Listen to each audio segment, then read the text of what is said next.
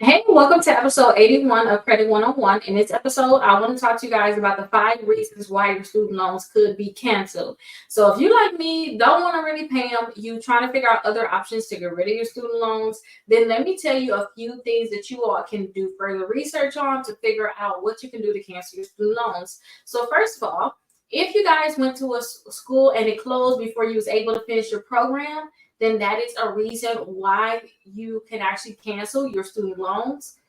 Um, if you are unable to work due to like some type of permanent disability or injury or illness, then you guys can get them canceled that way too. Just make sure you call your servicer and let them know, hey, I had this happen. How do I go through the process of getting them canceled? And then also, if you withdrew from the school and they did not give you a refund, but you were supposed to get your refund, but they did not get a refund, then this is a reason why you would not have to pay them. You can actually get them canceled. And all cancellation is basically forgiveness. Okay. That's all it really is. So when you think about forgiveness, there's other ways that you guys can get forgiveness. Say if you guys served in the Peace Corps, then you guys can get forgiveness there.